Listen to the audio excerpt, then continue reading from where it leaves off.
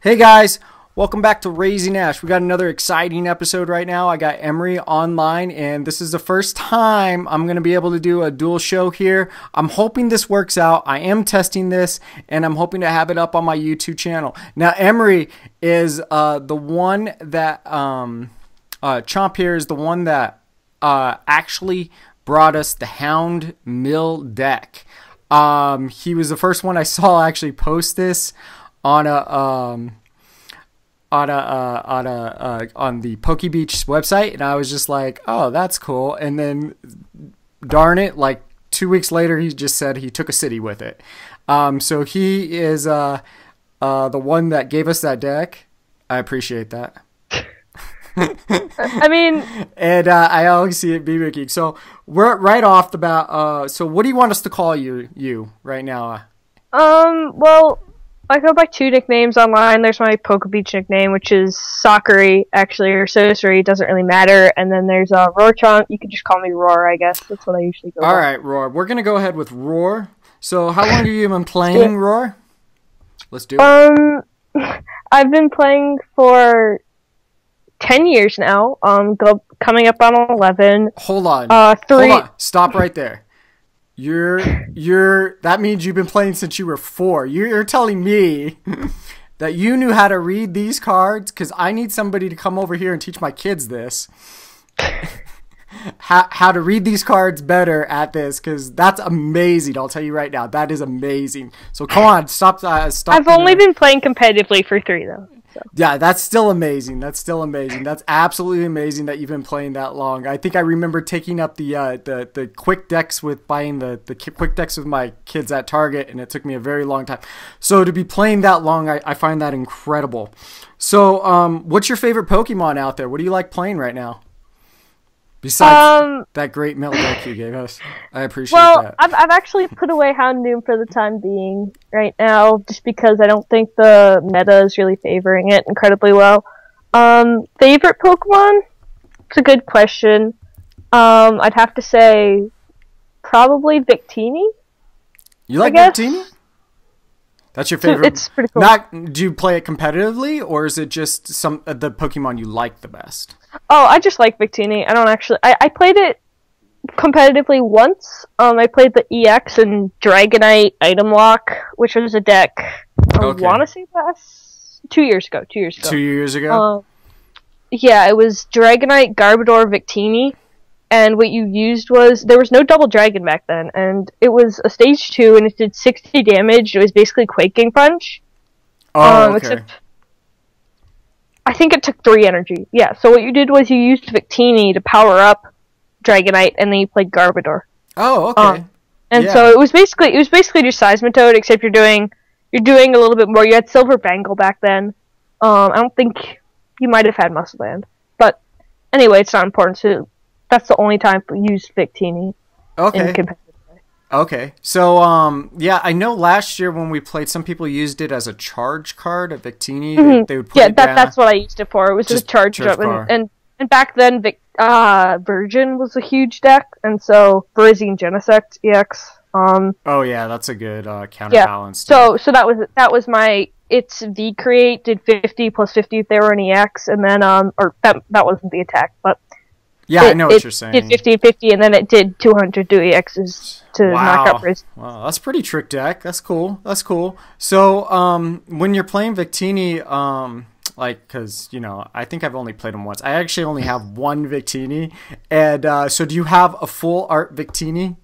Do you keep pages of Victini? Like, I know people that are serious collectors. They're like, I love Poliwag, and I look at them, and I'm just like, wow, you have an amazing Poliwag collection. No, I'm not that crazy. I'm a player before I'm a collector. I do have the Full Art Victini EX, the Victini from Noble Victories. I think I have a Victini, one of every Victini ever printed besides the first one, which was in Next Destiny, I want to say. That's pretty. But there's only like 5 of them besides that one, so. Oh, and so what was the best one out of all 5? The EX, probably. One of them was a reprint. So the Trick Coin one, basically, where it just let you reflip. I never played that. It just wasn't good. So when you're looking for cards, like you said, you played more competitively. So when you're looking for cards, you're sort of looking out what you can play at the game table when you're on one of those state challenges or cities. Sorry, I don't understand the question. So, the question is when you're looking for cards, you're sort of looking more not just for the collecting, but more for the can I play this at the game table? Yeah, it's well, when I'm trading, I'm either trading for a card to use in a deck, or I'm trading for a card just because I think I'll use it later, or I'm trading it because I'm trading away a bad card for a card that I might use in the future. I don't know. Oh, okay. So you're sort of trying to predict what might be good too in some of those trades. Yeah, for the most part. Yeah, I gotta admit, I'm horrible at trading. I try not to ever trade. I think I get rooked more. Actually, my son's done better. You're one of those people. Yeah, I'm one of those people. I think I get rooked more. So I tend not to trade, which kills me because everybody on my site knows that my name is Poke4Trade and online, and I do very few trades because I think I end up feeling bad for the person and I end up giving away. So yeah. I have to limit myself. I definitely am one of those guys where if you come up to me during a challenge or I've done it like at cities or something and you need cards, I'm one of those guys like they hit up because they know I'll give them the cards and then they'll return them to me at the end of it. So I never mind doing that because I'm going to get the cards. You know you're getting them back. You know you're getting them back, but a lot of the guys there are like my buddies and stuff. So, you know, I want them to do really well at the tournaments and I want them to have a good time. And sometimes it's just, you know, there's only so many, you know, cards you can have or you can buy, or sometimes you're just like one card short or something of the full like Seismitoad deck or whatever it is. Yeah. I've had that. Yeah. And then I'll just spend like 20 minutes searching for the card, that one card. When you find it, it's like like your mind just explodes. Yeah. Like it's such a good feeling. And I usually get hit up for this stuff because I have very organized folders. So I have my items all in like one folder and my EXs all in another folder. So when the guys are searching through the decks what they need, they'll hit me up for the card because they can just go flip through my folders real quick and be like, oh, I needed that one crushing hammer or to get it. And I'm like, all right, take it, just give it to me at the end. But yeah, I totally know what you're saying about staying competitive in those scenarios and getting the right competitive. So, what's your favorite format to play in right now? Standard, 100%. Like, I know it's less consistent. Oh, but expanded. I mean, granted, I haven't actually had the time to go to a regional this year, so I don't really know all that much. But I mean, if it were to me, they just should keep regionals. Everything standard. I think expanded is just kind of a silly idea. I don't think making people play in two formats is even really that good of an idea because, you know, they've got such quick switches. You know, I think the first weekend of states and the last weekend of regionals was a week or two apart, you know, and that's... Right. I'd rather just play in one format and just see that format develop over an entire year and have it get healthier and better as opposed to having to play in two formats where one is stale but more consistent and one of them is new but less consistent. Right. I feel the same way. I feel like definitely I'm switching between two formats, and it's not like I can take a Night March deck into the expanded format. It just doesn't perform as well as it does in the standard. So I feel like I'm always like trying to keep up with the Joneses in these scenarios. And I'm never like up to par on my game. Where last year I felt like I had control over two decks. Like I really knew like about two decks really well. Yeah, that's another thing. You don't get to actually learn. Like it feels like, you know, there are some people. I had a friend last year who played Vrisian Genesect. Well, I didn't. He lived in like Texas, but he played Vrisian Genesect for the entire year. Like every single tournament, Vrisian Genesect. Sure, his list changed, you know, but you can't do that. Because every deck is different, and you can't play Vespiquen in Standard without Vileplume and expect it to be great. Right, or nice. Exactly. But in Expanded, you can play it with Flareon and be like, win a tournament. Right, So, right. Yeah, I agree with that too. That it's just, I think it's a lot of pressure on everybody to sort of keep up with both the formats, and it's not giving us sort of as many quality of plays as we could have. I'd love for my users to sort of sound in on that and sort of hear what they have to say about that. I'm sure that they got all kinds of stuff to say about that. But definitely, I agree that I wish it was just a single format.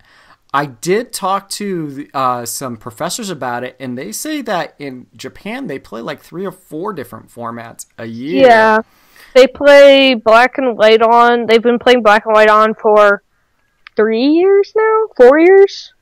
And then they also have our standard XY on. They have, I think they play like 4 formats, but I know they have those 2 for sure. They have our normal formats, and then they have a Heart Gold Soul Silver on, and I think they have something else too.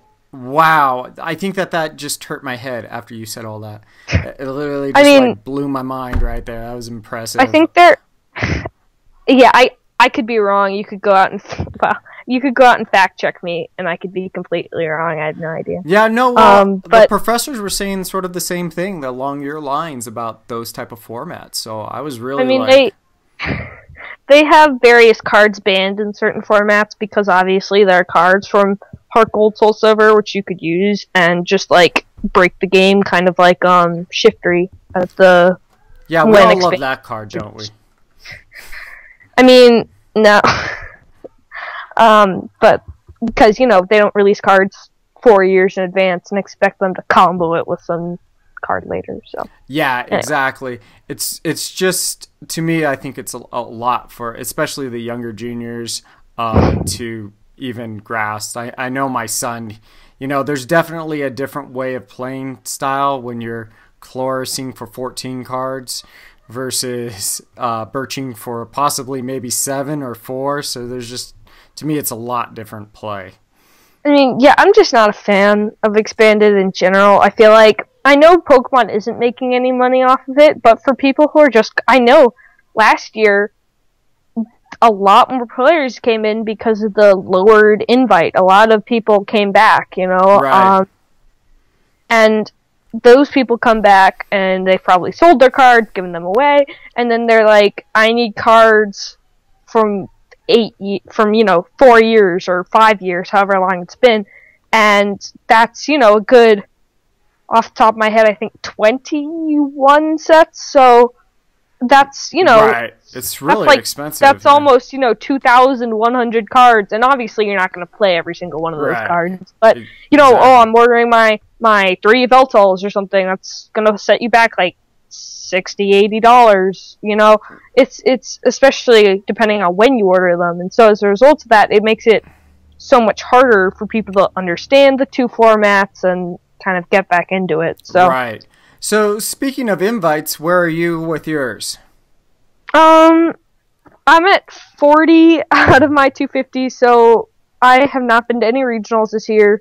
I got that one cities win, but for whatever reason, they only gave me 40 for it. Why didn't they give you your... Usually you make your 50. That happened once with my son where they gave it to the person... Well, they didn't... I don't think they gave it to anybody else because I checked in with him, but I don't actually think it'll matter that much. Yeah. I am hitting up 3 states this year: Minnesota, Wisconsin, Iowa, and Madison, and then I might be able to hitch ride with someone else to Kansas. So, wow. I've got 5 tournaments, or 4, and league challenges, and maybe that 5th. Wow. So you're keeping healthy, keeping hydrated for it? Got your game face on?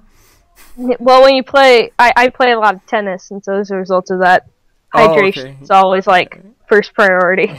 Yeah, I definitely know those state matches are long. Those will go, the whole, you're looking at 9-10 hours medium for your division. And then for the upper divisions, they could easily go a 16-hour day, a 12 Yeah, I mean, we don't even have. I know Minnesota runs 1-day tournaments. Wisconsin, I know, runs 2-day tournaments states-wise. I don't know about Iowa, but when you're having these 2-day grinds, sometimes you lose your momentum from being, say, 8-0 or something, making top 8, and then being like, what am I? You just kind of lose your momentum, and you lose that kind of Pokemon mindset. You're coming back, and then you're playing in Top Cut, which is the make it or break it. It's kind of like, it's almost like if you're playing in an NCAA tournament. You've got this momentum coming in, and then it's like having like a week off or something.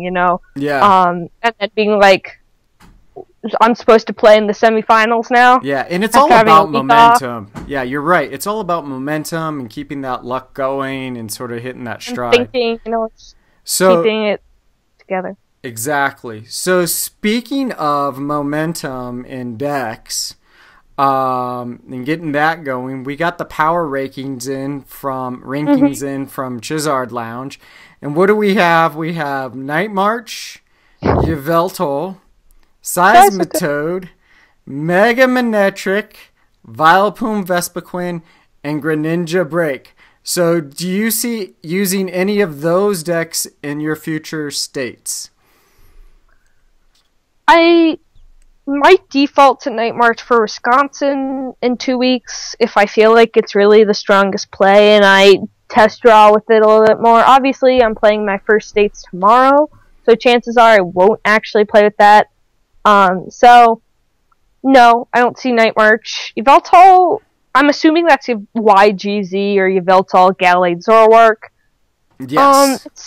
It's such a consistent deck that I can see myself playing it, but I'm not sure. Seismitoad Hammers, again, I don't think Seismitoad is strong enough by itself, but I think with Empoleon it could be good, so maybe. Mega Manectric, I played for a regional last year, I want to say. No, 2 years ago, when Roaring Skies came out. That was, yeah, maybe. I just don't think Manectric is as good as it was, and I'm not going to get my hands on any Jolteon, so probably not. I've been thinking about Vileplume Vespiquen of the play tomorrow. I'm juggling that and some other stuff. I think it's a really strong deck, but I don't think I have the right list quite yet. So I might play it if I really think none of my other decks can match up, but probably not. Greninja Break, I have like a 1-1 Greninja line, so I don't even have any Greninja besides the XY ones, and I don't have any breaks, and I just don't feel like getting them, and I don't think the deck is good enough anyway. Mm-hmm. So, out of those 6, maybe Yveltal, probably not Seismitoad, just because I don't think it's consistent enough, but maybe. Probably not Mega Manectric. I don't really like it. Maybe Vileplume Vespiquen. So, out of all these, probably Vileplume Vespiquen at some point in the next 3 weeks. Yeah, the nice thing about what I really liked about Pokemon this year is that they had a lot of good competitive decks with cheap cards. I understand why Night March, is a powerhouse, and a lot of people don't know that when you play, the reason why you play competitively, a lot of it comes down to the cards you have versus getting every card out there. So I know that there's really cool decks, really silo decks out there that are cool. Like Jolteon, for example. Yeah.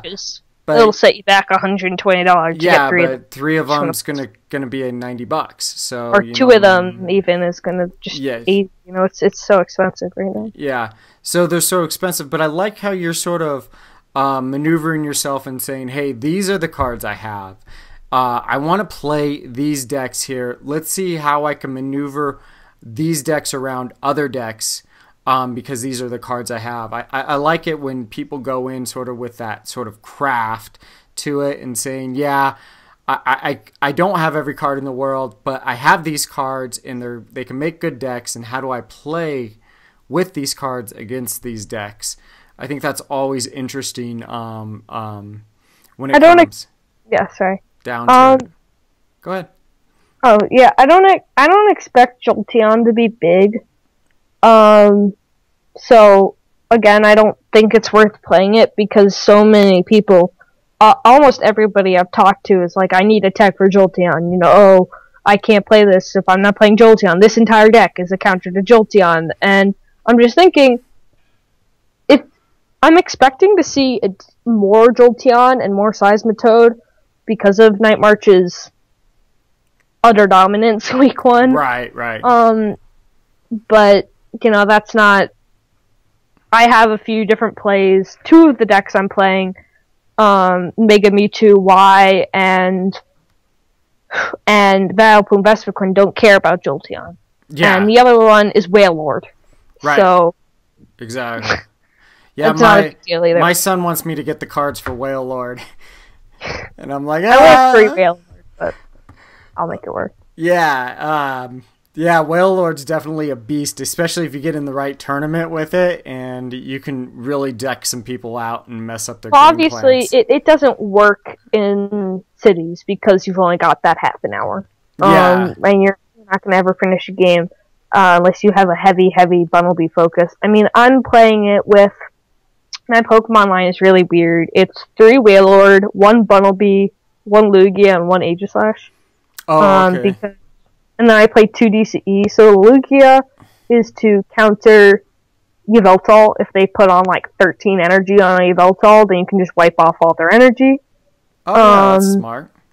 And then Bunnelby is for, if you're in that situation when you've got 10 minutes left in a round and you're like, well, they've got 30 cards in their deck.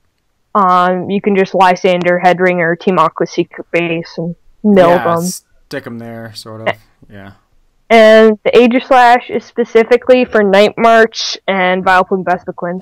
Mm-hmm. Because it completely destroys Vileplume Vespiquen. Like, there's literally nothing they can do. I actually played a deck online like the one you're talking about right now with the Aegislash and the... It was really weird because I wasn't expecting the Aegislash. And I think I was playing Garchomp, and I gotta admit I walked out a little salty because I spread my special energy around on my Garchomps, which that's how the deck's supposed to run. And it caught me off guard when he threw down the Aegislash, and I was just like, oh, great. Because I literally had no attackers at that time. Were you playing Xerosic? Yeah, I was. I had it, but I had a Xerosic, but it really didn't matter at that time because I couldn't get. What I really needed to do is go down on Garchomp and just start stacking energy on Garchomp with all the strong energies on him. Yep. At the bottom of it, and then retreat back and do one big hit on Wailord. But I had already messed up because I had spread my energies out. And because Garchomp has free retreat, there's no way to get them off. And I was sad afterwards. Well, I was thinking you could you could Xerosic the energy off yourself. Oh, yeah, that's a great idea. No, I actually didn't think of that. I just threw it away because that's not where my head went. Well, I was like, well, if you've got these energy down, then you can VS Seeker Xerosic a few times and just accumulate those, and then just get rid of all of them. Yeah, that's a great idea to do. So that's a great move to raise my game, that's for sure. So you don't like the other decks, the Night March deck right now. Now, we and my son have been testing the 3 decks we have currently that we have in cards in our complete decks is that we've been running Mega Mewtwo Y with Zoroark because my son is very comfortable with that deck and he loves to play it. And we've been running Mega Manectric Jolteon, and we've been running Night March. And out of all the times we play those decks, the one that performs the worst, and nobody would believe me, is Night March. Yep, I've had that. Yeah. Situation. And the reason why Night March performs the worst with those decks for us is because each of our decks, the ones that don't run Night March, run Delinquent, 2 Delinquents in each of them. And we're able to, and it never fails, I get down to 3 cards and my son Delinquents me and obliterates my DCE, my VS Seeker, my Sycamore, and I'm just crying I'm just a sad dad at that point. But yeah, so that was one of the ways I feel like you can maneuver around Night March in a sense. I still think it's a very strong deck. It's not the all-in to all-in B. Yeah, I mean, Night March is not without its, downsides, like getting Delinquent. I mean, I think Delinquent is easy to counter to a certain sense. Not to say, oh, you're bad, you don't know how to play, but but it just seems to me like at least seniors, I see people ultra balling just to thin their hand out. Get that Night Marcher in the discard. The easiest way to counter Delinquent, obviously, is to keep more than 3 cards. Don't use that Ultra Ball to discard the Sycamore and get another Shaman. Don't use that. Even if Right. oh, this could sort of help me, just make sure that you're constantly, hitting that and making sure that, obviously play the decks match up correctly. If you're playing Mega Mewtwo, make sure you're using Pumpkaboos instead of Joltix. Discard Yeah. a bunch of Joltix. If you're playing, Manectric, just don't, you get what I'm saying. So, the thing is just, Delinquent is really strong, and I think especially if people are playing their hands down to that one BS Seeker or that one DCE, it's really incredibly strong in the right situation. Right, right. I'm always hesitant, though, to play it because, if it's my own stadium and it's helping me a lot, then I don't necessarily always want to discard it. Oh, So. yeah. Yeah, and that is a dilemma sometimes when you're playing it and you hit your own stadium. I tend to leave it up to the Pokemon people above us and Yeah. see what happens with the deck, because I'm just like, oh, I'll just discard mine. Maybe I'll hit another one on my way out and sort of see what's going on. So as we move in with the power rankings and going into your states for your division now, what division are you in right now? Can you tell my audience? Seniors. So you're playing seniors, right? So is this your second year in seniors or your first year in seniors? Third. Oh, this is your third year. So you're winding down basically. Yep, this is my last year. Yeah, I think. Oh, okay. So this is your last year, and then next year, are you going to play the Masters division? Are you playing next year? Masters. Yep. Yeah. So you're going to play Masters division next year. So does your dad play too? Is he going to be playing alongside of you? No, nobody else in my family plays. Nobody plays in your family. Oh man, I'm a lone ranger. I can't wait till my son plays Masters. Then I got a reason to stay longer. Yeah, instead of just being like, oh, well, I'm just chilling here, I guess, just hoping somebody comes. Yeah. I end up just like making sure my son's eating and drinking throughout the tournament, and then I come in and I help him shuffle his cards because he's a junior, and the juniors have interesting shuffle tactics. I've noticed some of them. One guy in the middle of his match he was playing a theme deck. He tried to use the spread technique where you like spread your cards out everywhere, and then get them all back together. And the judge is like, you can't do that. He just had an enormous fit. Now, he also learned later that you couldn't play proxies. Oh yeah, tournament. So that was harsh, I guess. And I've been hearing that a lot about juniors. And the funny thing about it is, in our area, my son's division is they have really competitive players. The divisions he's won against is, they play decks like Giratina Toad, Mega Rayquaza, Vespiquen, Night Marches. So the kids that are playing in because I've seen those comments on my board where it's like, oh, this junior has, junior with sleeves, and everybody's like, whoa, that's amazing. And I'm like, all our juniors have sleeves except for the one or two who are just like, what? There's a tournament today? Guess I'll enter. Yeah, exactly. So most of our juniors are pretty, like, I have a hard time beating them. They're pretty competitive. For us. Yeah, so we have in our state, I would say we have about 8 that are really, really super competitive, and they play super competitive decks. We have like 6 total, I think. We don't even have that many. No. There's not very many, but I'm always surprised on how well they play the decks. So speaking of, deck playing and what kind of decks to play, there's always cards out there that sort of you look at and you see that moment of flip. And what I want to do is just get into a game. I'm going to call it my nerdy. It's called Salty Sweet. And I'm going to show you a card, and I just want you to tell me what you think about that card, and then you can spat out another card to me and what I think about that card. I have some reasonable ones, so I don't think you're gonna be throwing yourself out too much. But we'll just start. I sort of diversified it up. It's any Pokemon card. It doesn't have to be Breakpoint. It can be any Pokemon card that you feel is salty or sweet. There's just cards out there that you can say the word of it, and you could see in their eyes where they've had the most luck with. So I mean, I chose ones which I think are kind of borderline good or bad, and so I just wanted to see what you thought. Anyway. I got some new ones. I got a little bit of a span. I got some new ones. I've got some old ones. And so I wanted to see what your take was. So my first one is this card is on a comeback. It was a major card about 3 years ago. Everybody had it in your deck. When you said the name Pyroar, it was an item card that was going to be in the deck, and we are seeing a resurgence of this card. So you tell me what you think about this card. It's Pokemon Catcher, right? Or Pyroar? Salty or sweet? Pokemon Catcher. Salty or sweet? Well, real quick, come on. Okay, well, off the top of your head. Let's go sweet. Let's go I sweet. played it in a tournament. You played it in a tournament. You like it. You like it. I topped a regional with it, so you you topped a regional with it. Wow, that's impressive. Were you playing Pyroar? I think this was right after the nerf. What? Were you playing Pyroar?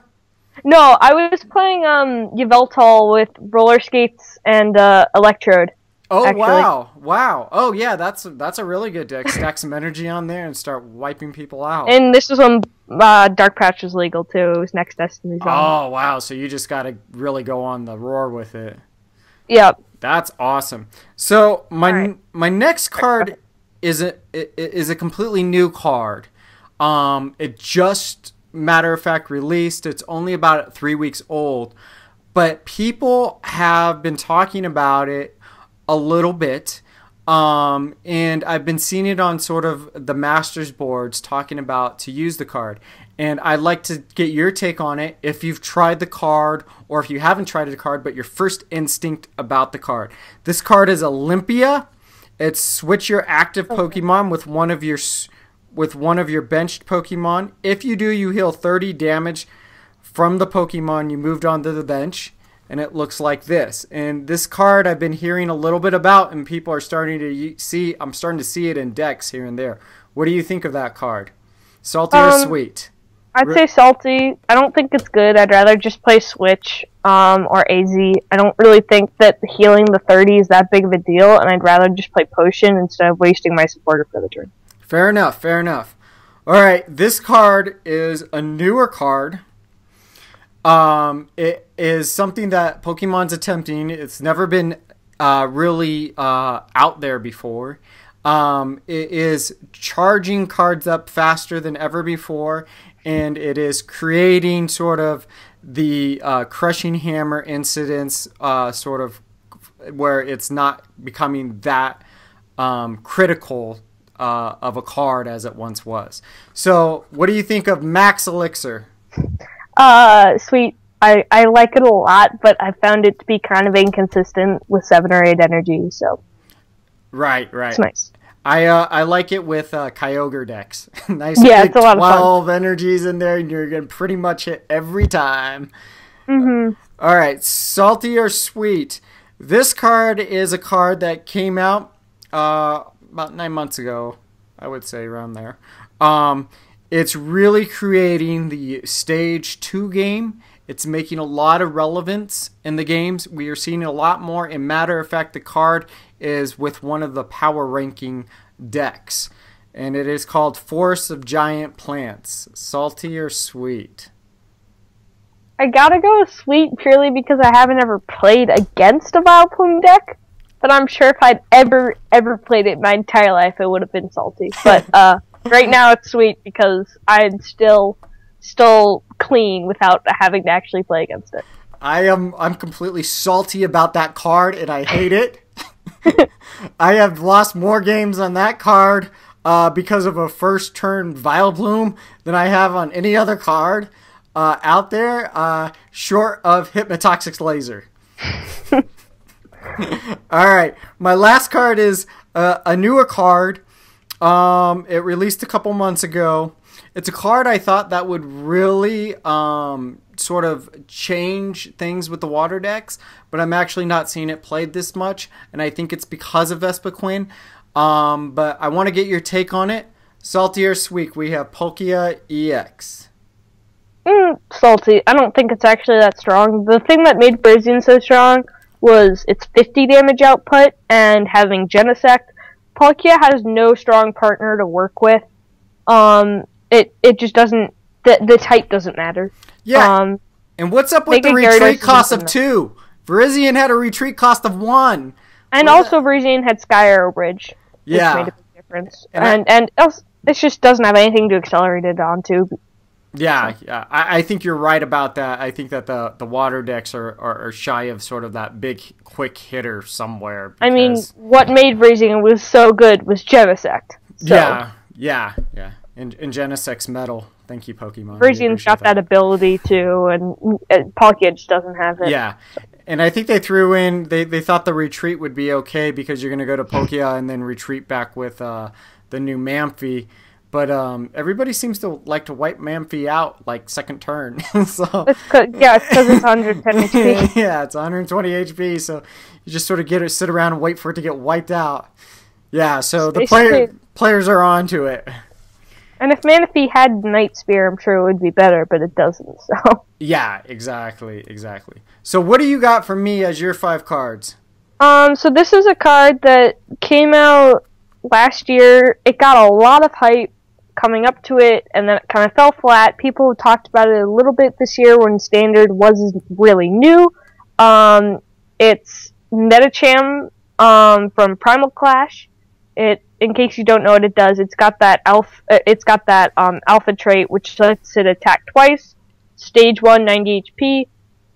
Its second attack is for 2 energy, is 30 damage.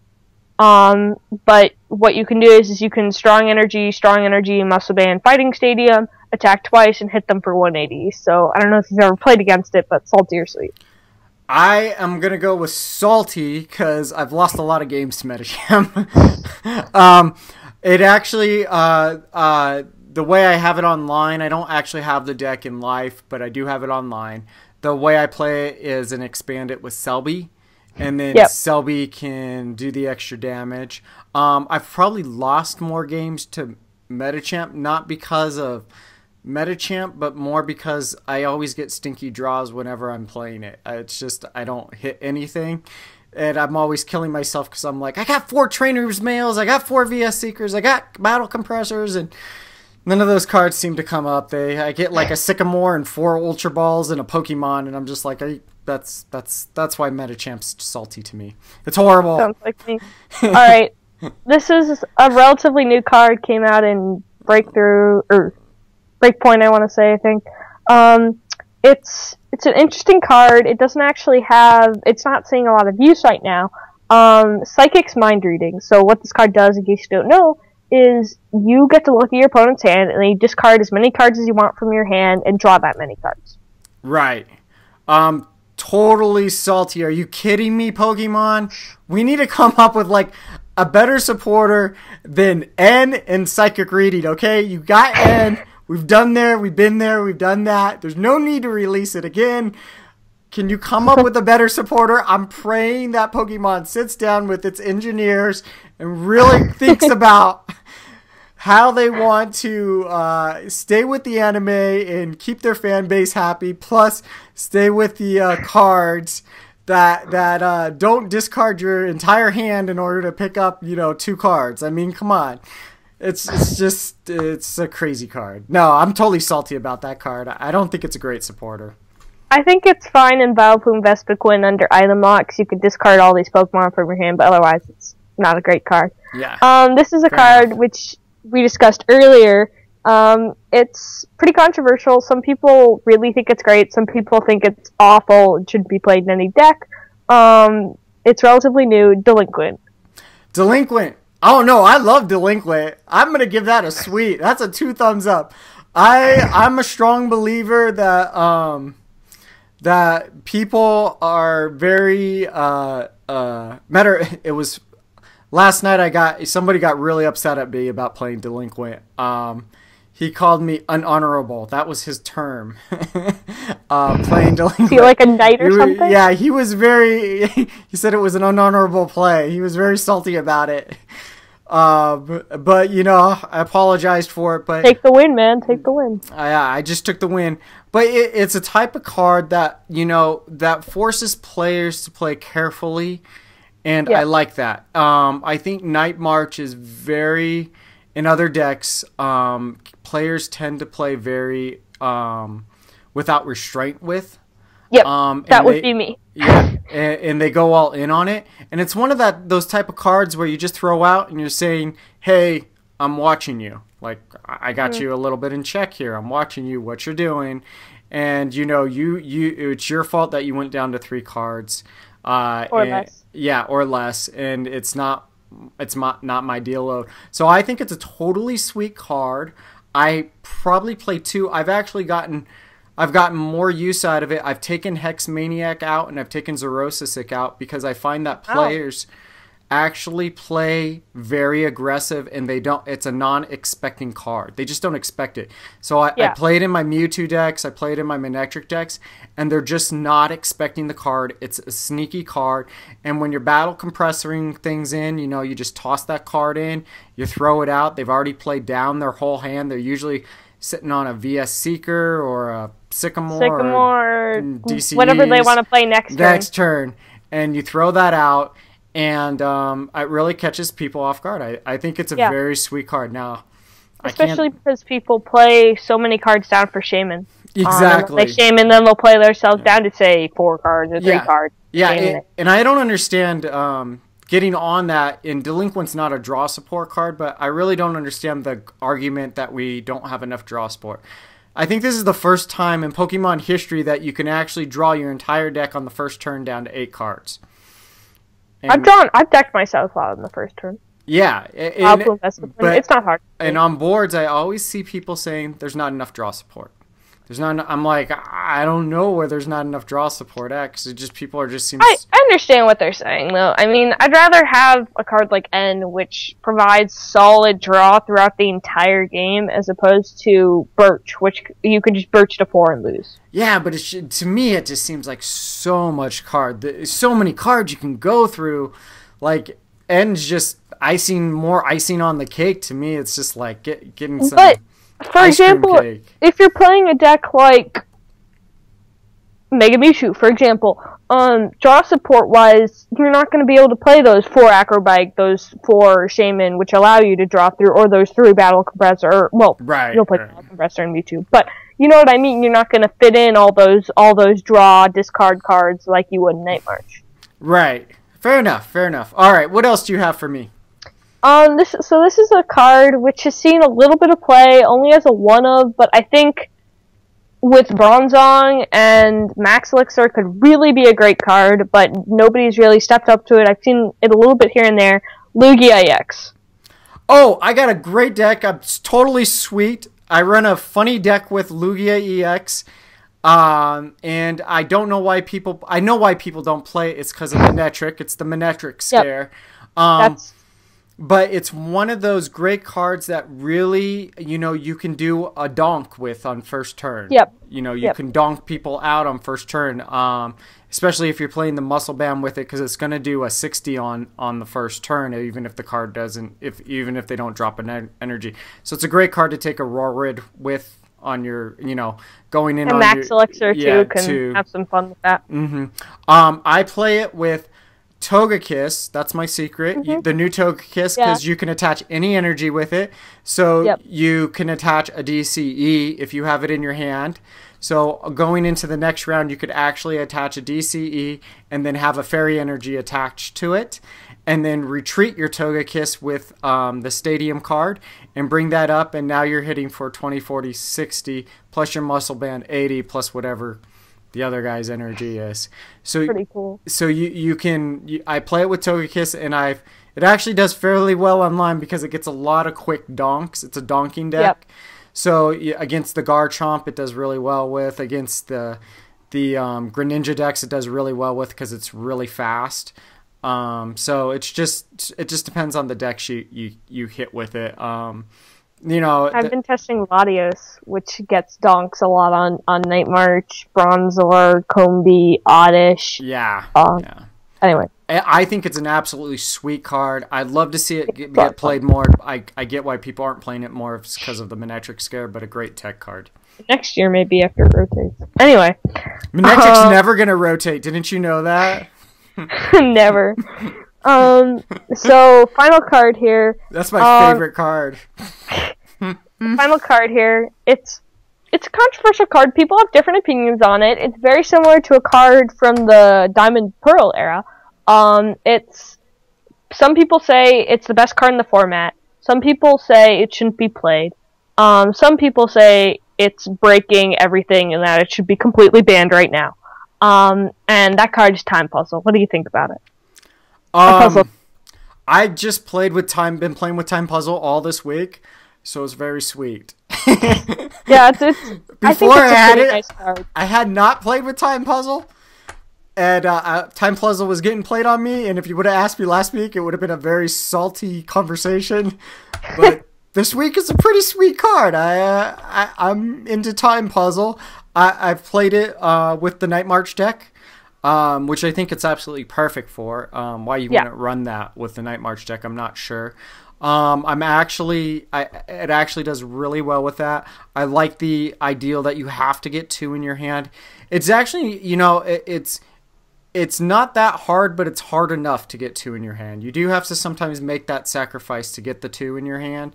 And also, again, Time Puzzle is one of those things where people, the reason I think it's fair is because people will play Time Puzzle to get that 2 cards in your hand, to play those 2 cards down, and then end up with 2 cards left over in their hand, and then they get delinquent. Yeah. So I think it actually is a fair card because you're gonna play down. You're gonna go for your DCE and your Stadium card to play down on that Night March and play that Stadium card up. Or you're with Seismitoad, you're gonna go for those Crushing Hammers, in the the Enhanced Hammers or the Zero Sick, depending on what they're giving you. You'll see people and they'll go down to 1 Maxis and they'll just delinquent and they'll be like, well, there goes that strategy. Yeah, that's a travesty. Yeah, it's a complete travesty when you get your hand blown away. But I like I say, that's Pokemon. That's That'll just happen. Welcome to Pokemon. It's salty and sweet all day at Pokemon. So I am very sweet with that card right now. Of course, I haven't played it against a Seismitoad deck. I could have other verbiage when I actually play against the Seismitoad deck because of the Crushing Hammer situation. But to me, like, Manectric really puts Seismitoad in check. Like, a lot of times you can't, with the Slowking deck, you can't, move that energy down to another Manectric because the Manectric's going to retreat back. And you can't Crushing Hammer all day because Manectric's just too fast. It's going to, eventually you're going to get 3 or 4 energies stacked on that Manectric, and then he's going to just basically wipe you out after that. It's 110, 110, and it's going to go easy. So unless you start hitting Super Scoops. I'm a big fan of Mega Manectric because I did really well with him last year at some challenges when I started playing him during the Seismitoad era. But, the Seismitoad era, that's what it is. That's the only era that you got to actually just watch people play and not yourself. Basically. Play. You just got to watch people play. You were just like, after second turn, you just pretty much watched people play. Yeah, I mean, for me, I played, before Trump Card got banned, I played Seismitoad Trump Card, and just I hit 16 Crushing Hammerheads on a Mega Manectric deck. Yeah. Yeah. Because they just kept on recycling, and so I wasn't doing anything, they just kept on recycling the energy, and Trump Card, I hit 16 Crushing Hammerheads, Yeah. so I was pretty happy with that. Yeah, I Trump carded 6 times that game. It was that's obviously fair and legal. Yeah. And I hit a toxic laser. Was that at your regional? Was that at the regional? Yeah, that was at a regional last year. Last year? Did you win it, or where were you No, at? I didn't even top there. I only topped at the one regional. I can't believe you didn't top there with that many. I got ninth actually. You bubbled. Yeah, I bubbled. Oh, that's really good. Last year I went to two regionals, Kansas City and Madison, and 9th and 10th. So I was pretty salty after that. Yeah, I was like, just missing that bubble. Out of the, I opened a collective box of Roaring Skies because 18 from 9th and 10th. Oh yeah. And I opened 2 Shamans, 2 full art Mega Rayquazas, like a normal Rayquaza, like full art Gallade, full art Thundurus, like, so I opened like $200 just off of that. So I was pretty happy about that. Yeah, took that salty away. Yeah. I was like, oh. I tell you what, my son's won more cards because he's got his points to Worlds already, and he's won a ton of cards this year. And I think out of all the cards, and I think we've probably had 500 cards we've probably opened up through, and he's probably pulled maybe 4 EXs. Ouch. Yeah, it's been like a very drought year for us. So we got a lot of like good cards, like, you know, Zorox and, you know, Zorox and other stuff from those sets. Yeah, like just the stuff you kind of need. You know, the stuff, a lot of good items, a lot of good supporters. To be fair, Breakthrough is one of the worst sets ever. Yeah. Just saying. Because first of all, it had Houndoom, which made everybody hate it to start off. And it had 160 cards. Yeah. Which is more than any set should ever have. Yeah. Because the pull rates are atrocious. Yeah. Okay? Yeah.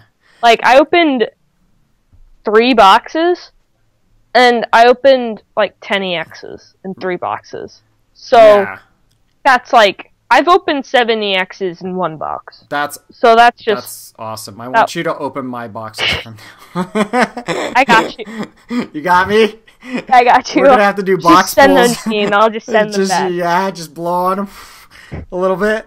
So yeah, I'll just keep the pixie dust. We're coming down to our last hour here, our last few minutes. And I want to give you a big shout out, big thanks for coming on the show with me and helping me out with this.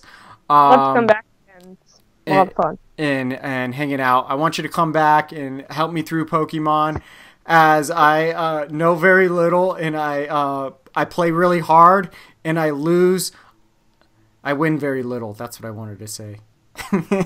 hey, after 10 years, you'll lose a lot less. So I appreciate you coming on here and setting me straight. No worries. We're gonna get ready to sign off, but before we sign off, I have one last question.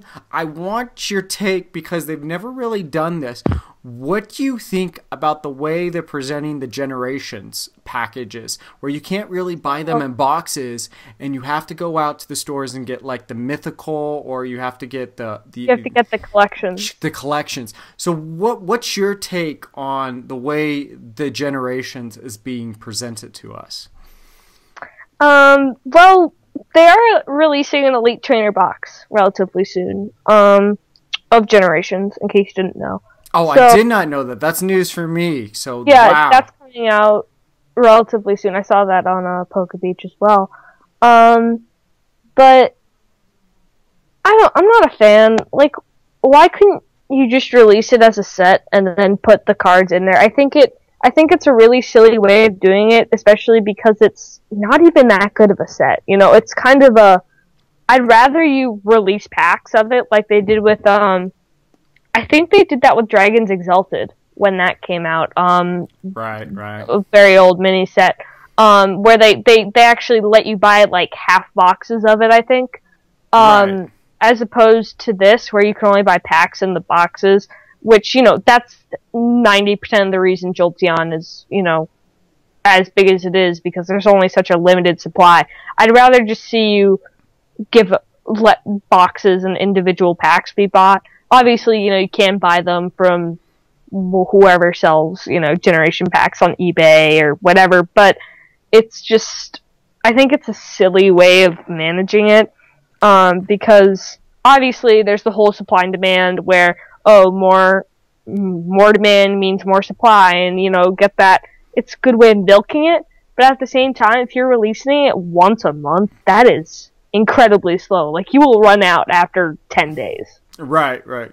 Right. I'm hearing you all. Yeah. So I'm not a fan, but at the same time, I haven't actually gone to any stores or tried to buy anything from Generations just because I don't think there's any good cards from it. So yeah, I think short of Jolteon EX, there's pretty much nothing I was. I mean, there's two cards. Like there's Olympia, right, and there's Revitalizer. Yeah, Revitalizer is actually a really good card with Vespiquen. Yeah, and yeah, I like that a lot. But otherwise, man, it's just kind of. Yeah.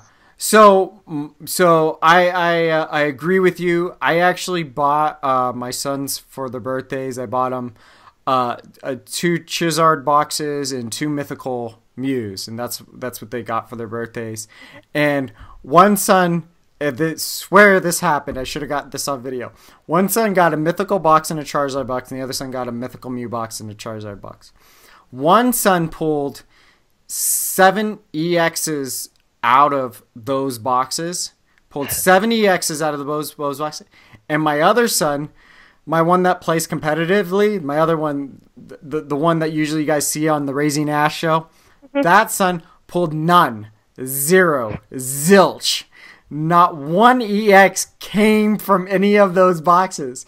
The pull rates are so silly for that set, though. It seems like you should get like at least 3. What I was totally shocked, and after we were done doing it, I was kicking myself for not getting it on video because it would have been the absolutely worst pull ever for it. So it was sort of funny because my other son, who's 6, he's sort of learning the game. He's still trying to get going on it and stuff. That's a way to.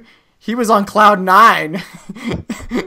That's a way to bring in the viewers. Worst pulls ever. Worst pulls ever. That's what we present here at Raising Ash. We present the worst pulls ever. So yeah, people have been saying it's either a heads or a tails. And yeah, it definitely was for us. I mean, the thing is, about the way they're presenting it, it's just there's no logical reason for them to do it besides supply and demand, and what I explained earlier. So, I mean, I just think it's kind of a poor choice on their part. I don't see any real benefits to making us go out and spend more on packs. And I mean, people would be willing to buy boxes and boxes and boxes and boxes of the set, especially because of Jolteon, how expensive it is. But no, you had to release it in 2 packs at a time. And, they'll come out with the Elite Trainer box, but that'll sell out just as quickly, so. Yeah, I wonder what the Elite Trainer box is going to go for, just because. Yeah, just because I guess I'd guess right now they're going for like, what, 35, 45? Yeah. So I would guess that one's going for 50 or 60 on, online, as opposed to in Target. I don't think they'll be smart enough to sell it for any more than the normal 40. Yeah. The only company that's sort of gotten a hold of that where they're selling singles with is Walmart. I've actually seen on Walmart's website they sell singles, and they're pretty right on with the prices too. I was sort of impressed by Walmart's. What is Jolteon going for? Is it still the 40? It's running anywhere between $31 and $45, just depending on where you pick it up at. So yeah, it's expensive. So silly. It's an expensive card to play and to get. So. Pyroar did not go for that. Okay, well, to be fair, it's an EX and not an EX, but still. It's a single attack on an energy and a DCE, so yeah, to be fair. Max Elixir and a DCE. That's even better. That's a better idea than what I had. So, this is, so I want to appreciate again. Thank you for coming out. Thank you for hanging out on the Raising Ash show. Thanks for having me. It's a lot of telling fun. me about the news, what's out there in Pokemon. I can't wait to get back with you and talk about your states. You're going to 3 states. You hear that? 3 states. I'll give you a report for 1, 2, and 3. Yeah, you give me a report on how you did. And what you saw out there, and definitely what the prizes were, because everybody's going to be interested. Hopefully it'll be a positive report. That's all I can say. Oh, it doesn't matter. Either way, it's going to be a great time for you. Yeah. So to all my users out there, thanks for tuning in. This is Raising Ash, out. I gotta stop it right there, Emery. It's fine. Thanks for having me. All right. Well, thanks for hanging out with me, man. I appreciate Hey, it. it's no worries. Got It was a lot of fun. Hey, Really like. I'm going to try and get the video going. If the video doesn't work out or something gets messed up, I'm going to put the audio out there for sure. All right. So this is my first time doing it. Yeah, so, you could always just put like a You could always just put a thumbnail behind it, like if we were talking about Max Elixir, you could just change the image behind it, I guess. So I do have the call recorder on, and it's working. Great. And what I'll do is I'll do some editing to it, and if I can't get it out there, I'll just follow our conversation and put some stuff up on as we're talking on Raising Ash. Okay. All right, great. I'm definitely new to this, so hopefully as more So am I. the more we do, the better we get. Yeah. All right, man. You have a good night. You too. All right. Take care. Bye. You too.